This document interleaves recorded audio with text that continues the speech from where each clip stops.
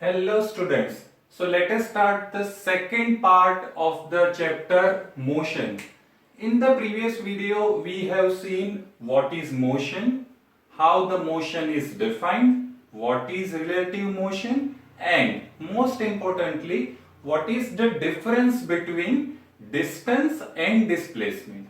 So in today's video we are going to cover what is the uniform and non-uniform motion and what is rate of motion. So let us start. First, uniform and non-uniform motion. Let us start to understand this terminology with the help of example. So here I have drawn two timelines. Let's say this is first timeline and this is the second timeline. So on the horizontal line, a time is, let's say, 0 second, 10 second, 20 second, 30 second, 40 second and 50 second. Now I am having two different objects, let's say two different car A and car B, and on two different timeline I have shown how does this both cars moves. So for car A, in first 10 second it is moving 5 meter, in second 10 second it is moving 5 meter, in third 10 second it is moving 5 meter, and so on. So in each interval of 10 second it is moving 5 meter, 5 meter, 5 meter, 5 meter and 5 meter. Now let us focus on the motion of car B. So in first 10 second it is moving 5 meter, in next 10 second it is moving 8 meter, in next 10 second it is moving 3 meter, then 2 meter and then 7 meter. So is there any kind of difference in the motion of car A and car B? Can you guess? Yes, here the motion of the car A is bit arranged, bit systematic, because in each interval of time it is moving 5 meter. However, while for car B, in each interval of time, that is in each 10 second, the distance travelled by car B is not exactly equal. It is sometimes 5 meter or 8 meter or 3 meter and 2 meter. So it is not equal. So here we can say that car A is performing uniform motion while car B is performing non-uniform motion. Okay. So let us see the definitions. So if an object covers equal distances in equal interval of time, then it is said to perform uniform motion. So here equal distances in equal interval of time. So car A is said to performing uniform motion. Now if object covers unequal distances in equal interval of time, then it is said to perform non-uniform motion. So same way, this is the example of car B. So in equal interval of time, the distance travelled by car B is not equal. So it is performing non-uniform motion. So is that clear? Is that understandable that how we can define a uniform motion and how we can define non-uniform motion? So you can take example of your table 8.1, which is given on the page number 100. Here it is. Okay, so on the page number 100 you can see the example is given. Let's say a distance travelled by object A and distance travelled by object B. It is almost the same example which we have taken here. So here also you can say the object A is performing uniform motion and object B is performing non-uniform motion. So can you give some day-to-day example of uniform and non-uniform motion? Can you think, can you guess? Okay, generally we can guess, we can experience that in the day-to-day life the motion of vehicle, our car or our scooter, is generally non-uniform. And why is it so? Because let's say I have to go to the market. So when I start my, let's say, car, initially the speed of the car is very low. when there is a clear road, I will increase the speed. When there is a crowded places, I will decrease the speed. So speed may vary. So it is not like that I will cover equal distance in equal time. So generally in day-to-day life, we encounter with non-uniform motion. Okay, so is this topic understandable? Let us move further. Rate of motion. So what is rate of motion? Let us start with the example. You might be watching a cricket, and in cricket you might be come across some term that the bowling speed of your favorite bowler is 140 km per hour.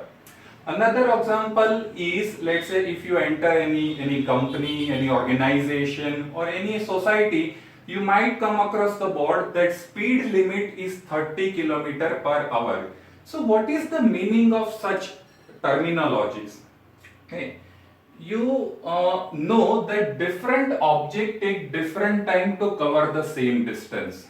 Is that clear? Let me give you an example. If I have to go from point A to point B, which is 5 km away.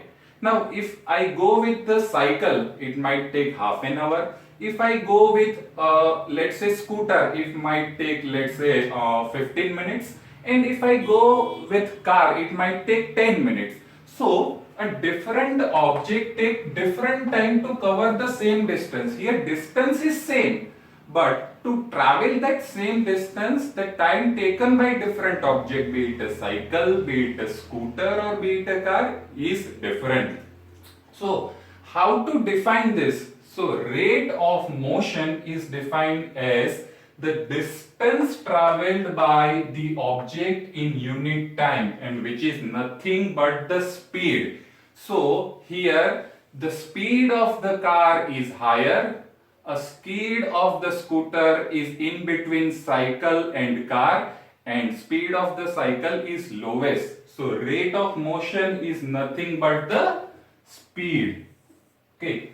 We also come across this thing, let's say in day-to-day life, the speed of doing work. If there are two students, one student is doing work very fast, and the same work done by another student is bit more time consuming, then we can say the speed of the first student in doing the allotted task is higher, while the speed of the second student in doing the same task, in doing the same work, is lower. So this is nothing but the speed. The speed can be measured in different unit. It can be measured in the unit meter per second, centimeter per second, and kilometer per hour. It is a SI unit. SI means System International. You would also have come across this term, kilometer per hour, in the odometer of your car or bike or scooter. So that that needle or that digital meter displays the speed of the vehicle. Okay. Now, sometime as we have discussed here, in day-to-day life, the speed or in day-to-day life, the motion is always non-uniform.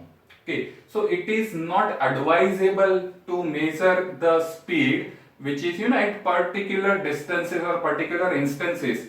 Rather than that, we measure the average speed. So average speed is the total time taken to cover the distance is considered here. So total distance traveled divided by total time taken. For example, if any object, let's say car, has traveled 100 meter, and to travel the 100 meter, the time taken is, let's say, 10 seconds. So in numerator 100 meter is there, in denominator 10 second is there. So 100 divided by 10 is 10 meter per second. So that is nothing but the average speed.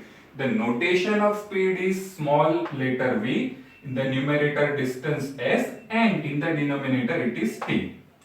Let us understand this terminology, average speed, with the help of example.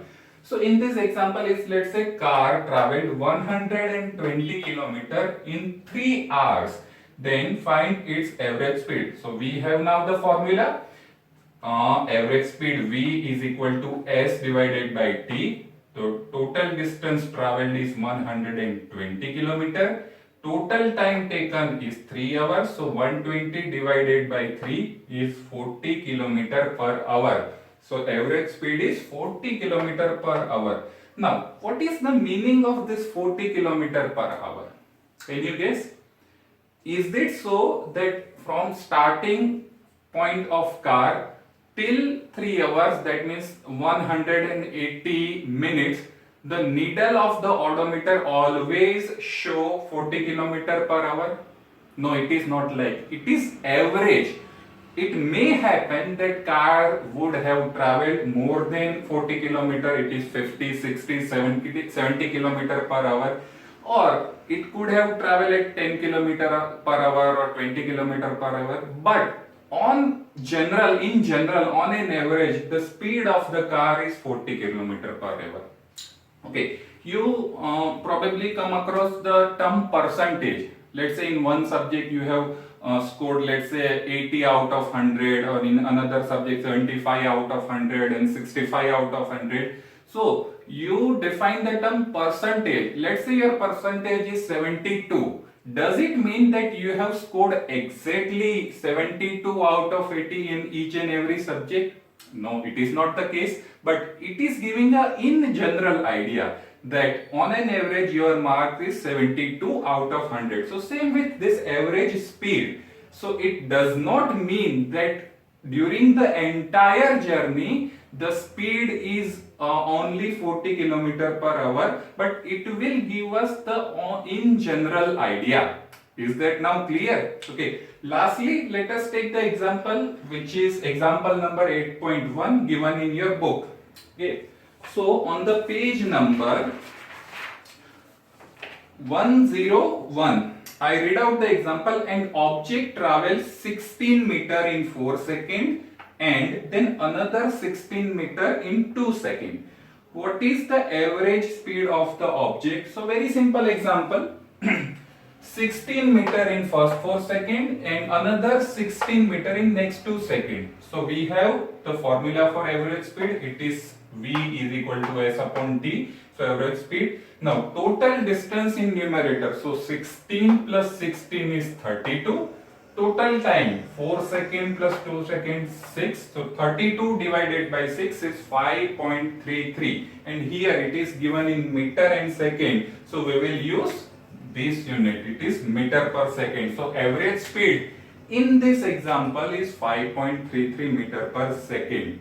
Okay. So I hope by watching today's video you will be clear with the topic what is uniform and non-uniform motion and what is rate of motion. Moreover, you will be able to now find the average speed of any given case. It may happen that the distance is given and speed is given. So by putting this mathematical term, you will be able to find time as well. So here 3 mathematical quantities there.